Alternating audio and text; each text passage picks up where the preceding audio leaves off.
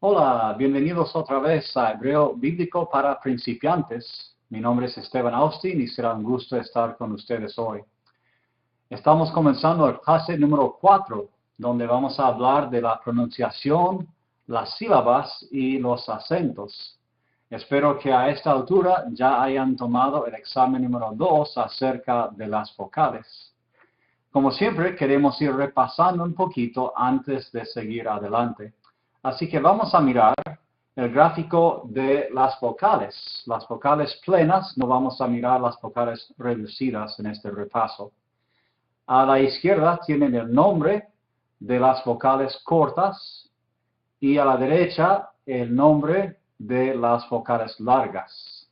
Y después ven en cada ejemplo las formas de las vocales, patah, segol, hidek, kametz hatuf, kibutz, kametz, de la larga, tsere y tsere yod. Y aquí tenemos hidek yod, holem defectiva y holem plena, y finalmente shurek. Y a la derecha de cada columna tienen la fonética de cada vocal. Otra vez es importante poder repasar todos los días lo que hemos estudiado, porque vamos a estar usando, por supuesto, las letras todos los días y agregando siempre cada vez más. Bueno, en cuanto a las sílabas, hay dos reglas sencillas. Primero, cada sílaba debe comenzar con una consonante. No puede comenzar con una vocal. Y cada sílaba debe tener solamente una vocal. No puede tener más de una vocal. Puede tener dos consonantes y una vocal, pero solamente una vocal. La segunda regla, hay dos tipos de sílabas abiertas, las que terminan con una vocal, y las cerradas que terminan con una consonante. Así de sencillo, solamente estas dos reglas para gobernar las sílabas. Vamos a mirar algunos ejemplos. Por ejemplo, la palabra davar, que ven aquí abajo, dividido en dos sílabas. La primera sílaba, da, aquí, es abierta porque termina con la vocal kametz. Y la segunda, bar, es cerrada porque termina con la resh, aquí. Entonces ven en ambos casos que tiene una vocal. En el primer caso tiene solamente una consonante, pero en el segundo caso tiene dos consonantes, pero todavía solamente una vocal. Y la pronunciación es así. Normalmente las palabras hebreas tienen el énfasis en la última sílaba, normalmente.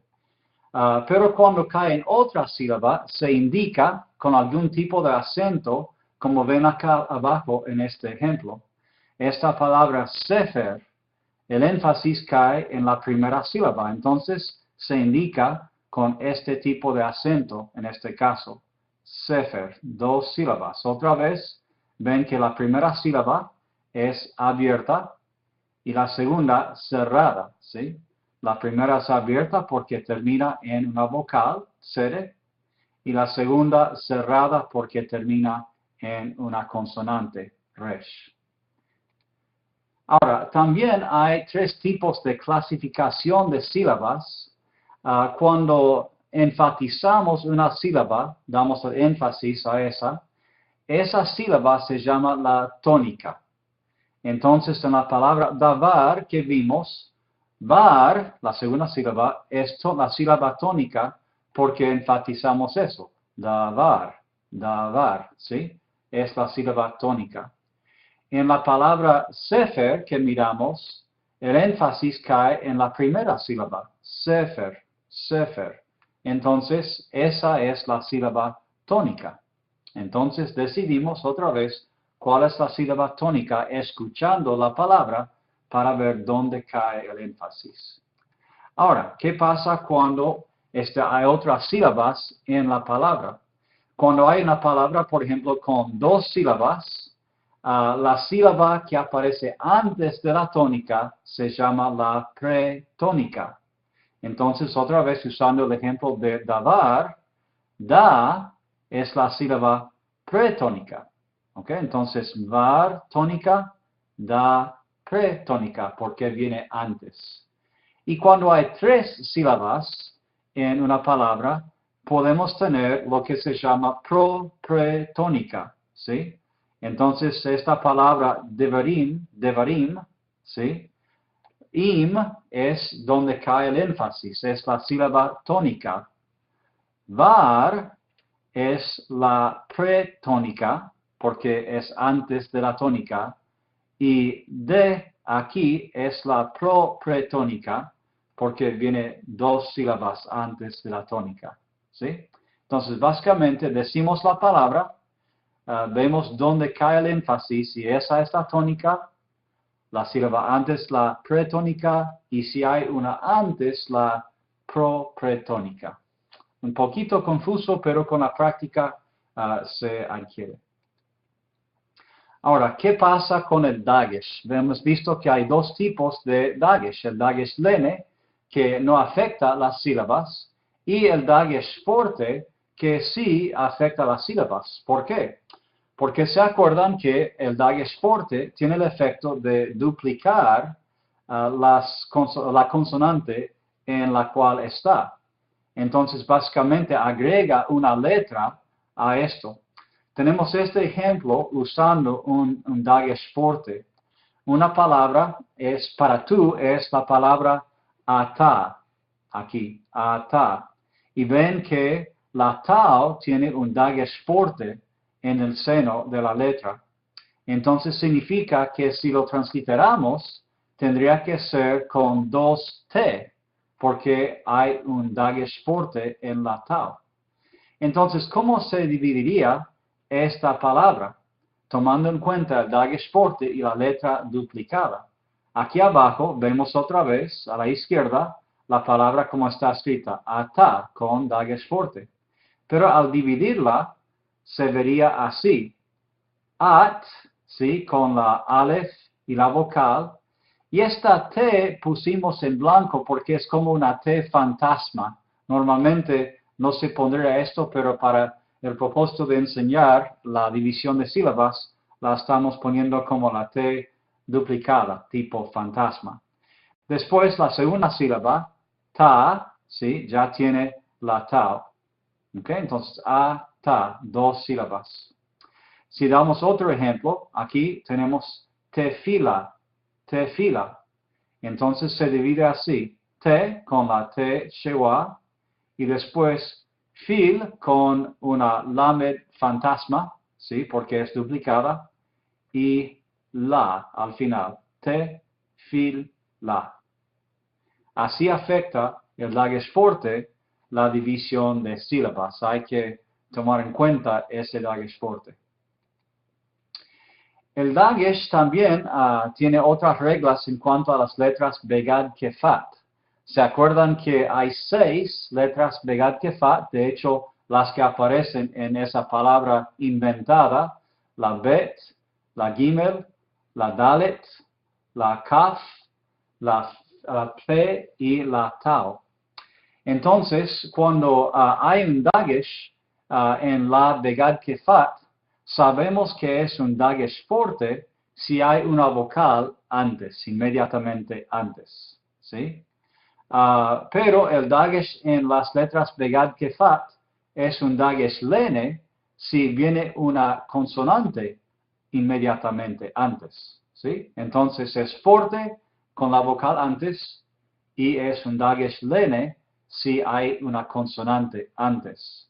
Eso incluye si es dentro de la misma palabra o también incluye si la palabra anterior también termina con vocal o consonante. Si la palabra anterior termina con una vocal, pues la letra begad kefat tendrá un dagesh forte. Si la palabra anterior termina con la consonante, tomará un dagesh lene. Okay, otra vez son reglas que ayudan a distinguir entre los tipos de dagesh. Uno puede tratar de memorizar todo esto y uno puede hacerlo, pero es mejor tener estas reglas como referencia, sabiendo dónde puede buscarlas para confirmar si es lene o forte. Ahora, el Shewa y las sílabas. Tenemos varias reglas aquí. El Shewa vocal, ¿se acuerdan que hay dos tipos? ¿Sí? Shewa vocal y Shewa silencioso. El Shewa vocal siempre ocurre en una sílaba abierta. Un Shewa silencioso siempre ocurre al final de una sílaba cerrada. Entonces, aquí en este ejemplo, tenemos mal-ka. Vemos aquí que tenemos Shewa silencioso, ¿sí? Porque viene al final de una sílaba cerrada. Ahora, tengan en cuenta esa regla con esta segunda. El Shewa es silencioso si la vocal que le precede es corta. Y realmente esta regla es la más importante porque es la más fácil de recordar y aplica a la mayoría de los casos. Miren aquí otra vez el ejemplo de arriba. Tenemos una vocal corta aquí, la pataj, ¿sí?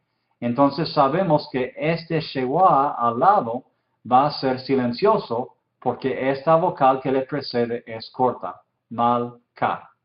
No decimos mal-le-ka, es silencioso, mal-ka. Otro ejemplo aquí abajo, tenemos paro, ¿sí? Esta vocal, la pataj, es corta, entonces este Shewa que está al lado es silencioso. Y después tenemos las dos sílabas. Esa regla 2, si pueden recordarla, les va a ayudar en la mayoría de los casos con la pronunciación. Regla número 3, cuando hay dos Shewa consecutivos, el primero es silencioso y el segundo vocal. ¿Ok? Miren aquí, esta palabra, mishpate, tenemos una vocal corta aquí, la hirek, al lado del Shewa. Entonces, este es silencioso. Encima de eso, como hay dos Shewas consecutivos, el primero es silencioso y este segundo se dice. Entonces es mishpete. ¿Ok? Dos Shewa, el primero es silencioso. Número 4, el Shewa al final de la palabra es silencioso también. Aquí en este ejemplo tenemos una palabra un poquito rara, es katabt, ¿sí? Miremos los dos Shewa. Vemos que aquí la pataj es corta otra vez, entonces, ¿qué nos dice acerca de este Shewa al lado? Será silencioso, sí. Entonces, no decimos este. Y este Shewa a veces se diría, pero como está al final de la palabra, es silencioso, ¿sí? Normalmente trataríamos de decirlo porque es el segundo Shewa de dos consecutivos. Pero como está al final, es silencioso. Entonces es katabt. No es katabete, no es katabte, es katabt. No hay ningún sonido del Shewa que está en esta palabra. Número 5. El Shewa es vocal si no hay una vocal corta inmediatamente antes, ¿sí? Claro que a veces una palabra anterior puede terminar con una vocal corta, ¿sí? Pero en este caso, al principio de la palabra, el Shewa siempre es vocal, ¿ok? Entonces, tenemos varios ejemplos más. Número 6. Las guturales no toman un Shewa vocal, pero sí pueden tomar un Shewa silencioso. Vemos aquí en esta palabra, este ejemplo, que el Shewa aparece debajo de una ayin. Una ayin es una letra gutural, como hemos visto. Entonces no toma un Shewa vocal. Entonces sabemos que como esta es una gutural, no podemos decir este Shewa sencillo. Pero lo acepta, puede aparecer, solamente no se puede pronunciar. ¿Ok? Entonces se salta básicamente esta sílaba en la pronunciación. Entonces sería shamata. No decimos el Shewa silencioso aquí. Y finalmente, número 7, el Shewa debajo de cualquier consonante con dagesh fuerte es vocal, como este ejemplo. ¿Ok? Vemos aquí, la mem tiene un dagesh fuerte, y sabemos que es un Dagesporte porque no es una letra Begat Kefat aquí, ¿ok? Entonces, debajo del Amen, este Shewa es vocal. Entonces se diría Hamelakim, Hamelakim, ¿sí? Un vocal, un Shewa vocal. Bueno, otra vez, estas son muchas reglas acerca de los Shewa y es imposible memorizar todo a la vez. Otra vez recomiendo que ustedes tengan al lado estas reglas cuando estén leyendo el texto y pueden referir a estas reglas para confirmar. Pero como dije antes, la regla número 2 es la más importante en cuanto a los Shewa. Si la vocal que viene inmediatamente antes es corta, pues ese Shewa es silencioso. Si no, es vocal. Siguiendo con los acentos. Hay 3 propósitos de los acentos. Primero, para marcar la sílaba enfatizada, como vimos con Sefer, como cae el énfasis en un lugar inesperado, hay que indicarlo, entonces los acentos lo hacen. Número 2, aparece como signo de puntuación a veces. Nos ayuda a dividir una frase en partes entendibles para el lector. Y tercero, como muchos de los salmos, por ejemplo, se cantaban, servían a veces como signos musicales para los cantantes. Muy interesante esa parte. Bueno, ¿cómo son los acentos? Básicamente hay 2 tipos principales. Los conjuntivos, y esos indican una conexión íntima a la palabra que sigue, y los más usados que son los disyuntivos, ¿sí? Y estos se usan para dividir un versículo en 2 unidades o más de pensamientos, ¿sí? Podemos mirar en un momento el ejemplo de Génesis 1:1. ¿Cómo son los acentos disyuntivos? Primero, hay uno que se llama atna, atna. Y lo que hace el atna es marca el fin de la primera división importante del versículo, ¿sí? Se ubica debajo de la sílaba tónica de la última palabra de esa sección, ¿ok? Por ejemplo, en esta palabra aquí, Elohim, ¿ok? En Génesis 1:1 viene al final de esa sección del versículo. Entonces sabemos que el atna va a ir debajo de eso, ¿sí? O sea que nos indica el atna que es la última palabra de la sección. Esta marca aquí es el acento atna. Puede llamarse también una marca diacrítica que indica ciertas cosas del texto. ¿Ok? Entonces el atna aparece debajo de la última palabra de esa sección y está debajo de la sílaba tónica, ¿sí? Que recibe el énfasis. Elohim. Him es la sílaba tónica, entonces el atna aparece aquí. El segundo tipo de disyuntivo es el siluk. Y el siluk marca el fin de la segunda división importante del versículo. Otra vez en Génesis 1:1, la última palabra de esa sección es Haaretz, Haaretz. Entonces vemos que el acento siluk se coloca debajo de esta palabra. ¿Dónde? Está aquí debajo de la Aleph. Esta línea vertical se parece al meteg que ya vimos antes, ¿sí? Pero en este caso es siluk y marca esta palabra como el fin de la segunda división.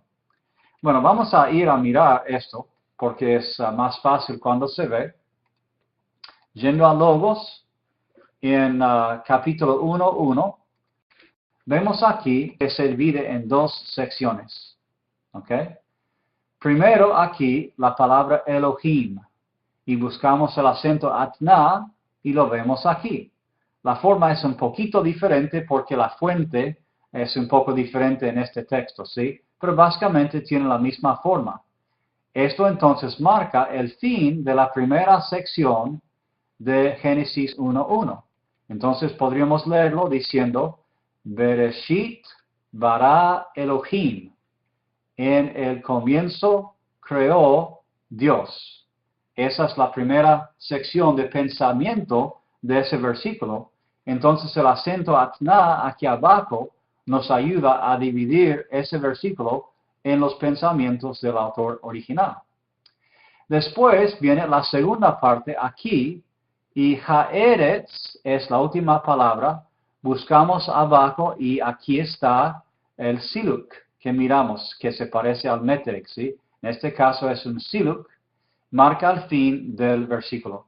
Entonces tenemos et hashamayim wa et haaretz, ¿sí?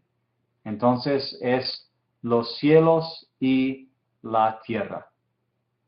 Vemos entonces cómo funcionan los acentos disyuntivos atna al fin de la primera sección y siluk al fin de la segunda sección. Muy bien. Espero que no sea demasiado confuso. Es un poco complicado todo esto.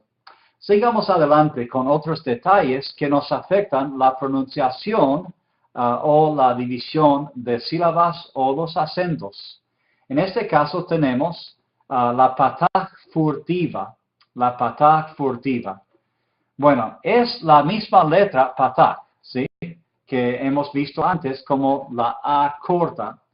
Pero ocurre en situaciones especiales, cuando la palabra termina con het o con ayin, ¿sí?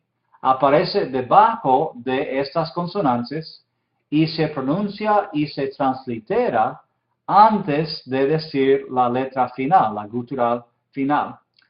No se considera como vocal plena, ¿sí? Ni se toma en cuenta al separar las sílabas. Entonces, por eso, como no es vocal plena, uno puede tener como una vocal plena y esto dentro de una sílaba. Vamos a mirar los ejemplos. La palabra borreaj. Normalmente leeríamos las letras en este orden. La bet, la holem defectiva, después la resh, la tsere, y normalmente seguiría la het y la patah. Pero como esta gutural está al final de la palabra, esta patah que está debajo ya es una patah furtiva, ¿sí? Y se dice y se translitera antes de la het. Entonces, en vez de decir boreja, que normalmente esperaríamos, es borreaj, borreaj. Noten que la tsere y la patah se dicen consecutivamente, borrea, ea, ¿sí? Borreaj.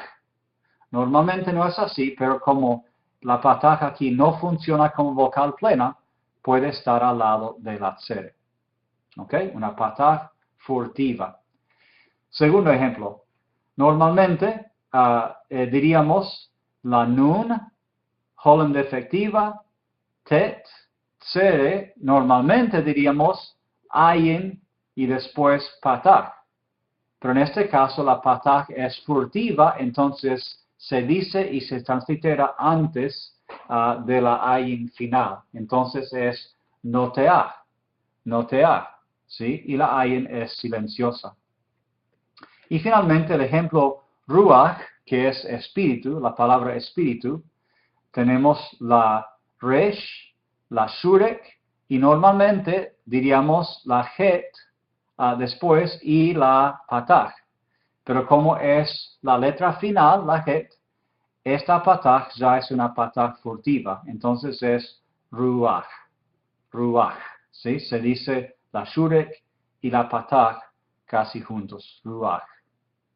La patah furtiva afecta la pronunciación y la transliteración. También hay lo que se llama una aleph inactiva, ¿sí? Cuando esta letra no tiene vocal, se dice que es inactiva y no se toma en cuenta ni como consonante ni en las sílabas, dividiendo las sílabas. Entonces tenemos aquí esta palabra que es hatat, ¿sí? Hatat. Vemos aquí esta aleph no tiene vocal.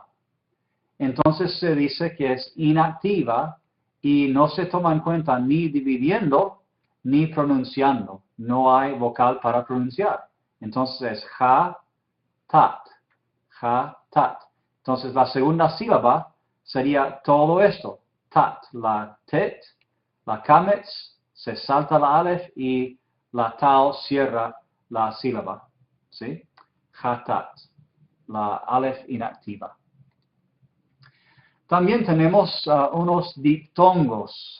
Sé que están acostumbrados a diptongos en otros idiomas, siempre cuando hay un grupo de vocales, normalmente en español o inglés, o en hebreo cuando es un grupo de vocales y consonantes, trabajan juntos como unidad, se llaman diptongos.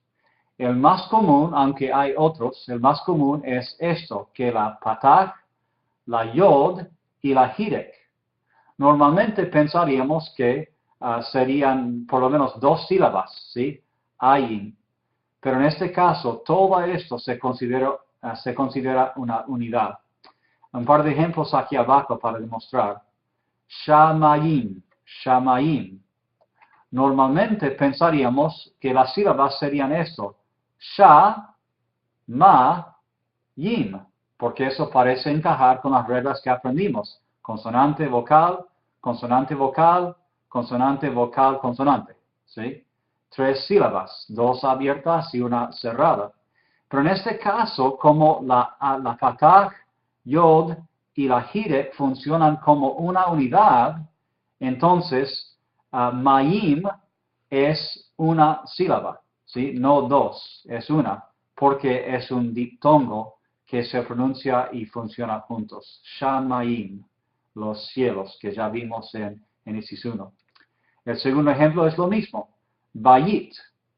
Normalmente dividiríamos esto en 2 sílabas. La primera, ba, sílaba abierta, y yit, sílaba cerrada. Pero en este caso vemos que es diptongo, patah, yod, hirek, entonces es una sílaba nomás, bayit, bayit. Es un diptongo. Y hay otros que funcionan como esto. Algo interesante también que se agrega tiene que ver con la forma de entender y leer el texto original. Una palabra en su forma escrita, tal cual como está en el texto del Antiguo Testamento, se llama el ketiv, que viene de la palabra para escribir en hebreo, y significa literalmente lo que está escrito. Entonces los escribas que trabajaban notaban cuál fue el texto y decían, el ketiv es esto, es lo que está escrito. ¿Ok? Pero como a veces había confusión en el texto o confusión en cómo entenderlo o quizás querían hacer sugerencias de cómo leer o entenderlo, tenían lo que se llama la queré.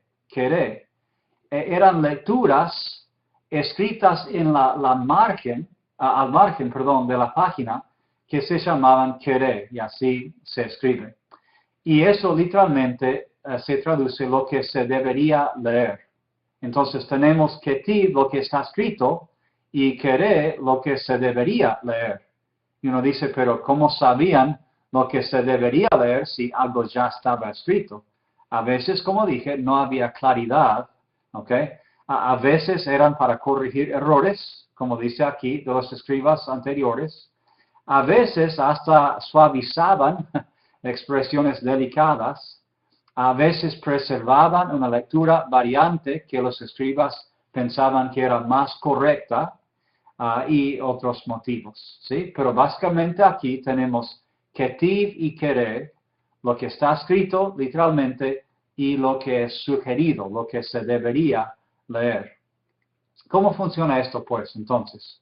Las vocales del querer son añadidas a las consonantes del ketiv, o sea, se tomaba las letras escritas ya en el texto ketiv y agregaban vocales para finalizar o completar la lectura.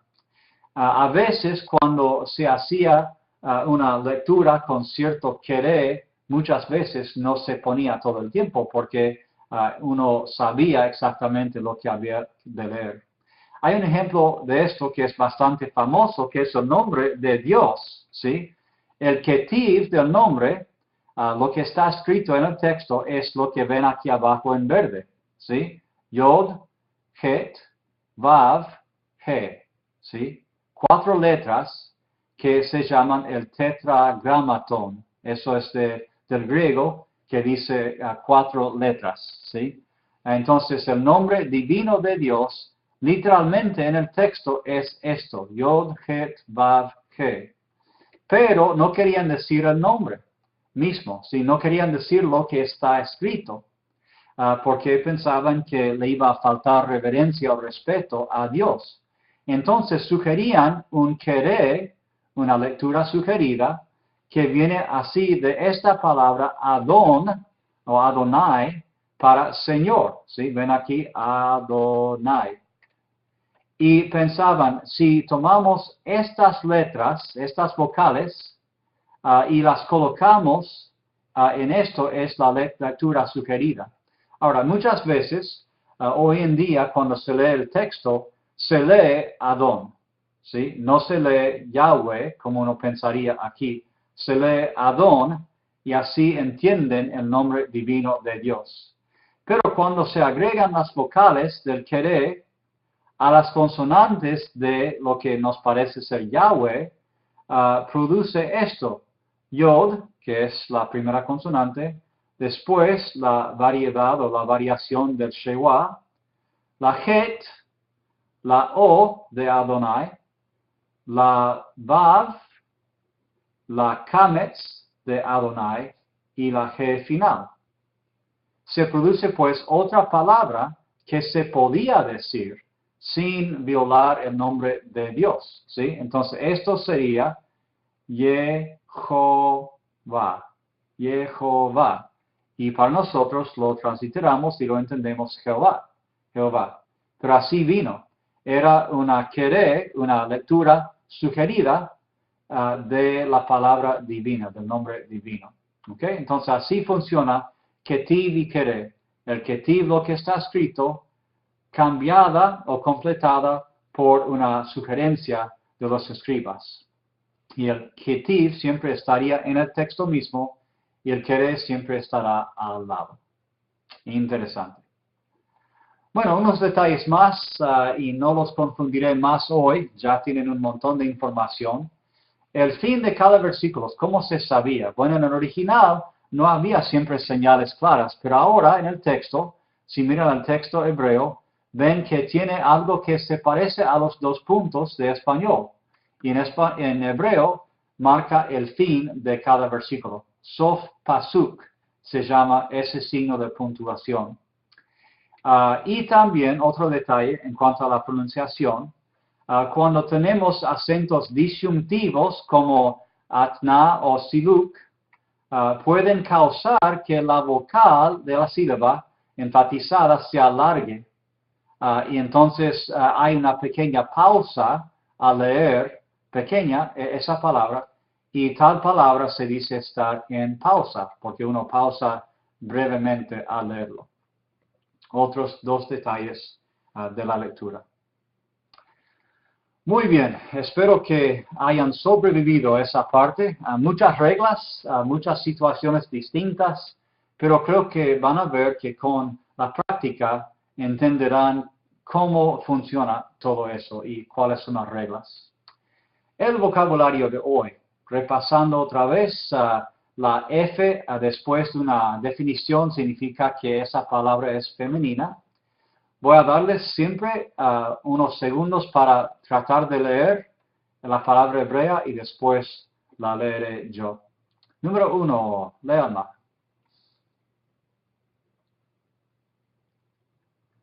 Se dice Rosh, Rosh. En este caso, vemos que la Aleph es inactiva, ¿sí? Porque no tiene una vocal, ni abajo aquí, ni arriba aquí. Este es el puntito de la Shin. Entonces es una sílaba, Rosh. Significa cabeza. También significa principio de algo, ¿sí? Entonces, en Génesis 1:1, cuando dice Bereshit, literalmente es en la cabeza del tiempo, ¿sí? En el comienzo del tiempo. Rosh viene de esa raíz. También cuando estamos hablando del año nuevo, es Rosh Hashanah, la cabeza del año, el comienzo del año, lo que es más importante o viene primero. La segunda palabra, leanla, es Hu. Y otra vez tenemos una Aleph inactiva, no tiene vocal, entonces se dice como una sílaba esto. Hu significa él, el pronombre él. Tercera, leanla. Mi, bastante cortita, sencilla. Mi significa quién. Número 4.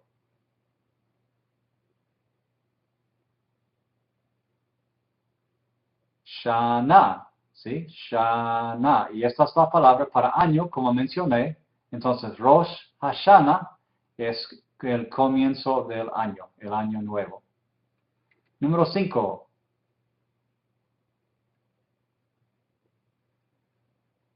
Va. Otra vez una Aleph inactiva, sin vocal.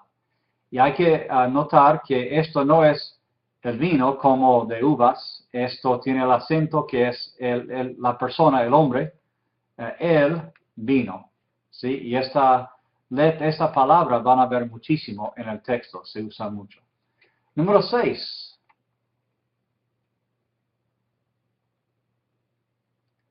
Zot es esta, ¿sí? Es esta demostrativa, un pronombre demostrativo, y es la versión femenina, Zot.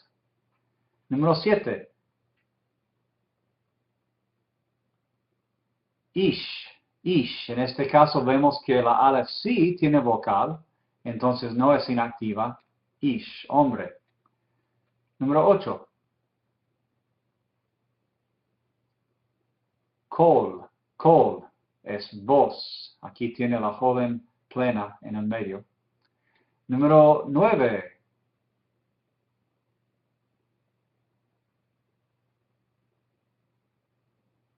Un poquito más fácil, ¿sí? Porque se ve al lado Samuel, entonces nos da la pista, pero sería con la Shin, Shemuel. Entonces no es exactamente como español, ¿sí? Shemuel, pero se ve como es transliterada fácilmente a Samuel. Aquí otra vez vimos una palabra conectada con esta cuando vimos Shema, que era escucha, ¿sí? Del Shema famoso de Deuteronomio 6. Esto es vocal, el Shewa, porque comienza la palabra, después el. Número 10.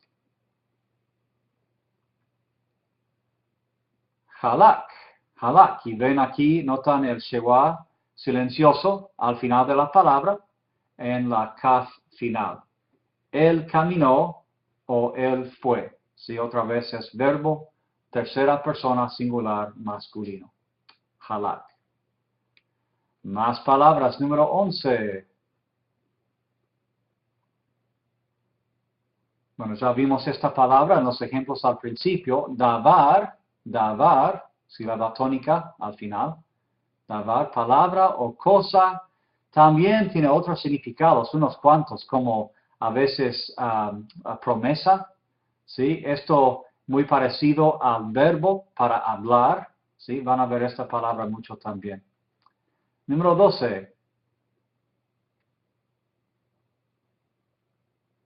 Maim. Ya vimos esto en el ejemplo de los diptongos, ¿sí? Entonces, esta patak, la yod y la hidek funcionan como una unidad y esta es una sílaba, maim. Y esto es plural. Cuando se traduce, generalmente se traducen aguas, ¿sí? Porque, bueno, en hebreo es plural, pero cuando se traduce también se puede traducir de forma singular. Pero en hebreo, esta terminación, im, es plural. Vamos a ver eso más después. Número 13. Dos versiones. Vimos esto antes en los ejemplos de las vocales en la clase anterior. Tenemos kol, con la holem defectiva aquí arriba, kol, o tenemos kol con la holem, perdón, con la kametz hatuf aquí abajo. Suena igual, es el sonido O, pero son dos formas de escribirlo. Esto también se ve mucho en el texto hebreo. Significa todo o toda, todos o todas, ¿sí? Cada puede significar eso también. Y noten la diferencia en la forma de escribir esta, kol, con número 8 aquí, kol. Suena igual, pero se escribe uno con la kaf, perdón, con la kof, y se escribe el otro con la kaf. ¿Ok? Pero suenan igual, kol. Número 14. Of, pájaro. Otra vez ven aquí que es una gutural comenzando, pero esta vez tiene la vocal a la izquierda para la sílaba of.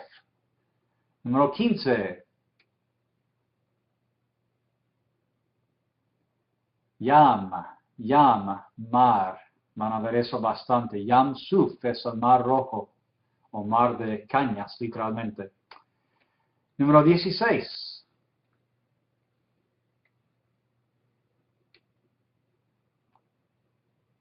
La kaj, con la het final aspirada, se escucha. Él tomó o él llevó. También se ve bastante esta palabra en el texto. Y como los queremos mucho, vamos a darles unas palabras más para estudiar. 23 en total para hoy. Número 17, adelante con la lectura.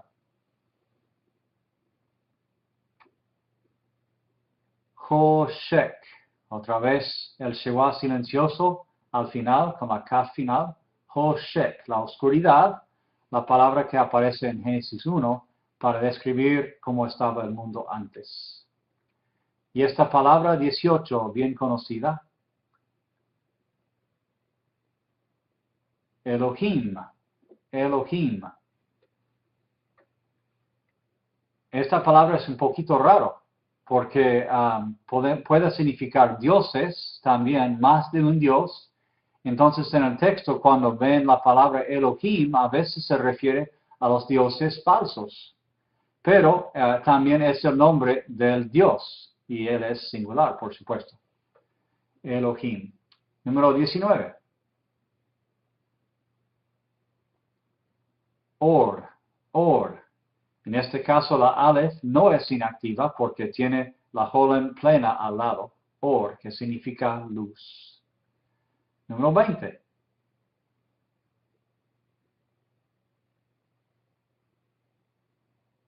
Adma. Ven que tomamos el sonido de este shewa compuesto con patak, entonces lo decimos como a. Adama. ¿Sí? Con la kametz y la kametz. Adama. Significa tierra o suelo, muy parecido a Adam, ¿sí? Que es otra palabra que ya aprendimos. Número 21. Hag, fiesta o festejo. Número 22. Ya lo vimos, ruach. Y si no me equivoco, esta palabra es femenina, que es interesante, el espíritu. Puede ser espíritu como espíritu de Dios o puede ser viento. Entonces, cuando en Génesis 1 dice que un viento soplaba sobre la superficie de las aguas, es esta palabra.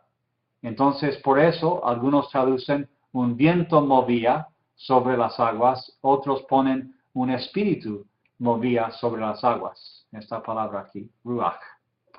Y finalmente, el número 23. Asher. Un pronombre que nunca cambia su forma. Es bueno tener en hebreo cosas que nunca cambian. Y se usa muchísimo esto. Es un pronombre relativo que significa quién o qué. ¿Sí? Asher. Suena como la tribu Asher, ¿sí? Pero no es Asher.